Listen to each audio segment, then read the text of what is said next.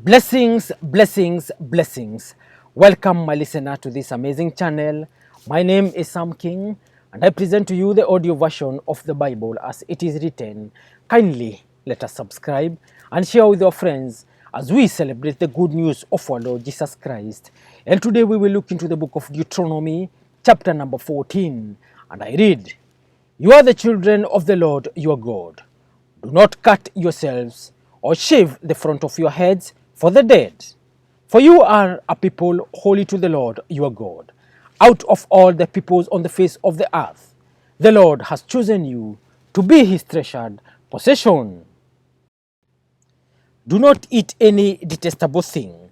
These are the animals you may eat: the ox, the sheep, the goat, the deer, the gazelle, the roe deer, the wild goat, the ibex, the antelope, and the mountain sheep. You may eat any animal that has a divided hoof and that chews the cud.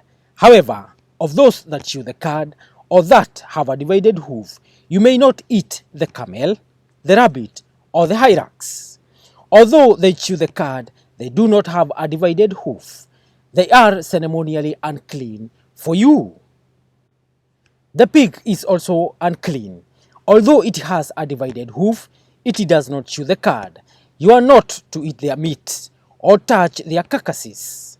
Of all the creatures living in the water, you may eat any that has fins and scales, but anything that does not have fins and scales you may not eat. For you it is unclean.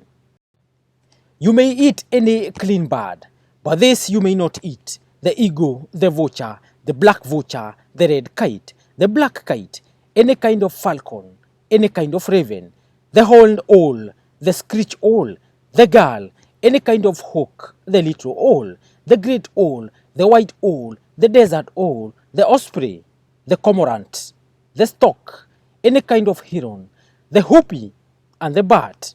All flying insects are unclean for you. Do not eat them. But any winged creature that is clean you may eat. Do not eat anything you find already dead.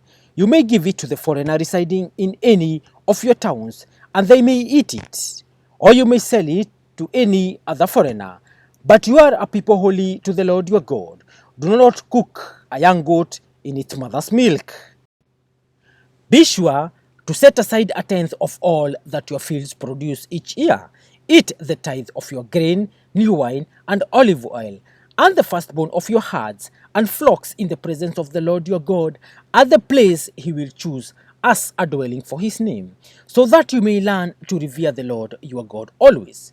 But if that place is too distant, and you have been blessed by the Lord your God and cannot carry your tithe, because the place where the Lord will choose to put his name is far away, then exchange your tithe for silver, and take the silver with you, and go to the place the Lord your God will choose.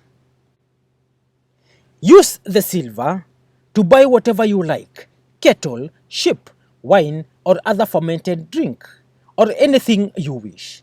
Then you and your household shall eat there in the presence of the Lord your God and rejoice. And do not neglect the Levites living in your towns, for they have no allotment or inheritance of their own.